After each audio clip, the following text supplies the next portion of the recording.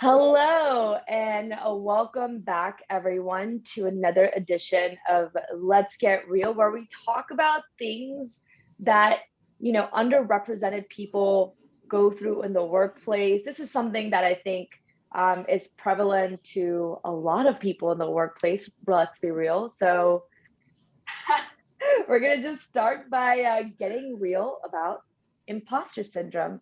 So, May is Mental Health Awareness Month, and we want to shed light on this topic because our mental health is just as important as our physical health. So, Coach Kat and I are going to talk about different experiences that we felt where we felt like imposters and what strategies we use to kind of get through on the other side. So, Coach Kat, I'd love to start with you if you wouldn't mind sharing a story and just kind of the actions that you took to get through it. Yeah, thanks for that.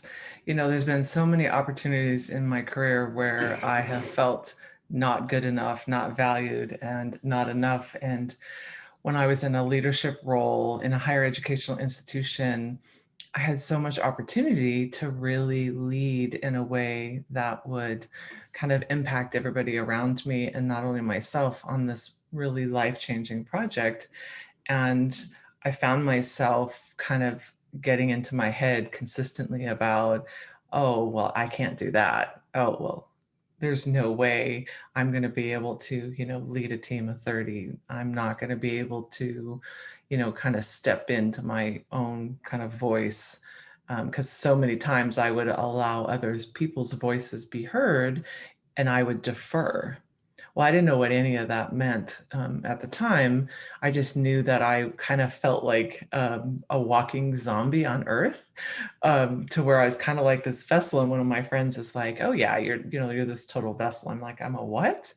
And so I was like, "I don't even know what that means right now." And so for me, the techniques that I found helped is kind of pausing.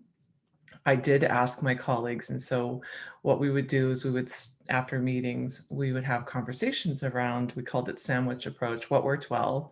What are one or two things that we saw in each other and how we were showing up? And we gave specifics, that kind of let's get real, raw feedback. And then we'd end with, hey, here's something that you did really well.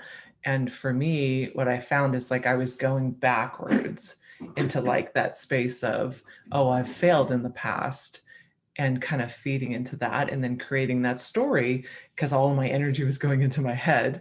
And so the technique of like talking with my colleagues about, what was I doing? And then me kind of journaling, hey, how did I show up in this space? What was the barriers? And some of it was that I didn't have all the tools in my toolbox. And, we talk about leadership development. So me saying to my supervisor, hey, I'd like to learn about, this, and this, and could you mentor me on this, or are there other resources available? So really getting vulnerable to say, I don't know everything. Golly gee, my boys seem to think I know everything, but I don't. So really being okay with saying, I really have no freaking clue. Who knows, again, getting out of my own way. And so going to Yeah. people and saying, I need this training, I need these resources, and then, really leveraging my community and then giving myself grace that I don't know and that I need to learn, and taking it like one step at a time and being okay, especially with my preferences and some of the assessments that I've taken. So going slow to go fast is what one of my wonderful mentors, Jenny, would say. Go slow to go fast, pause. So that's what I found was most helpful after I recognized that. And it did burn a little bit, but it's like, okay, that's the growth. You grow through that uncomfortableness. Yeah, I love that. The go slow to go fast. Like you need such solid foundations to be able to run really, really fast. But to create those solid foundations, it takes time, right? It Yeah. takes time of reflection and reviewing what you have in your toolbox right now and what are some of the skill sets that you're missing. That is great. I love that. For me personally, I feel like I've I felt imposter syndrome like throughout my life, and it's manifested in so many different ways. Yeah. I remember at one point I just wouldn't apply to different jobs because I would just out myself before I even applied. I was like, why would they even hire? Why would they Yeah. even interview with me? I, And so before even like letting the ATS system do its thing, I'd be like, no, I'm not even going to apply because I'm not good enough. So that was like in my very early years where I only allowed myself to have certain jobs that I was like, oh, this job matches my current skill set, and I wouldn't let myself stretch, sure. right? And some of the things I used to tell myself, like I would have these moments of panic because in one part of my mind I'm like, I'm intelligent, I'm smart, I'm Yeah. capable, Yeah. and the other part of my mind is telling me, what are you talking about? Like no one's gonna hire you, no one's gonna like be able to People like listen to you. Yeah, it's two like two sides of the same two coin. sides. Yeah. Yeah. Ugh. But I think the hardest one that I recently went through was I recently changed roles, and I'm in a much more leadership role, and I work with some intelligent, capable, incredible people, and every day I was like, what am I doing here? how Yeah. how did I get here? And I had to have a very candid conversation with my manager and be like, why did you even hire me? Like, what Yeah. am I Why doing? me? And he was like, Keishan, you're going to feel imposter syndrome for the rest of your life. All you can do is tell yourself that the reason that you came here is because others saw in you what you didn't see in yourself. And you have to start looking at yourself from the lens of others and see, you know, the way that I see others, I give them so much grace. I'm like, oh my God, they made a single mistake. Yeah, it's human nature, right? It's totally fine. Like, go and like conquer. Yeah. Like, the learning experience is by making mistakes. Fail But if forward. I Fail make a forward. single, It's okay. yeah, Yep. Yep. exactly, Yep. right? But if I make a single mistake, I'm like, oh my God, the The world world is is on coming. fire.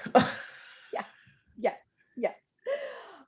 So one of the things that I always try to do is when I start to feel that imposter syndrome, I try to think of myself as a friend. And I'm like, if my friend was feeling this way, what would I tell them? Right? Like, what would I say? And like, I would say things like, you're such a badass, like, you've done so many great things, like, you're so experienced, even though some things didn't pan out. Like, those are experiences that you can take with yourself. Yeah. And if you're feeling like an imposter, it means you're doing something right. Like, think about someone who just feels confident all the time. There's no self reflection there, right? So Yeah. if you're feeling like an imposter, it means you're self aware of who you are and what you're doing. So take that as a win and congratulate yourself for, having those feelings and having those thoughts, and then push forward, right? Life comes in slips and surges. Yeah. We have to be our We're own slipping. champion. Exactly. Like, let's hop on this roller coaster, understand the different emotions that we feel through our personal lives, through our professional lives, and try to give ourselves grace, as Coach Kat says, and just, be kind to ourselves, right? Like, our mind our mind is only as good as the mantras that we repeat to ourselves on a daily basis. I am enough, I am capable, I am intelligent, and I can accomplish anything that I put my mind towards. And that in itself, I think, is the best way to get through imposter syndrome. Amen to that. All that beautiful positive self-talk, because every, language lands, and inside of us, absolutely, I'm enough, I'm valued, I know what I'm doing. Yeah. And don't let the haters get you down. I know I talk about this all the time, but there will be people who are frustrated by your light, right? Like, they will see your Yeah. success or your capabilities, your intelligence, Your and energy. they get, yeah, and they themselves may have that imposter syndrome themselves. They might be going through something in their life and they are taking it out on you. So don't let them get you down. Don't let them derail you from your Mm. own journey. Can't take Maybe on their even energy. exactly, maybe even offer an olive branch to them. Like, are Yeah. you okay? Like, how's everything going in your life? Because I think a lot of times we forget that the other human, either behind a screen or a keyboard, has a life of their own. And we start to manifest what they're saying within our lives and say, why is this person being so mean? Yeah. Let's try to understand. Let's try to see, Be where, curious. exactly, curious and kind, right? Yeah. Let's try to see what we can control and what we can impact, and what are the things that we have to let go, because our mind deserves everything good that we can put into it. Absolutely. Right. Yep. Awesome. Well, thank you everyone for listening to us talk about the imposter syndrome. If there's any other topics that you'd like to talk about, please let us know. We're always here to chat about all the different things that you want to get real about. So thank you, and we'll keep getting real for you.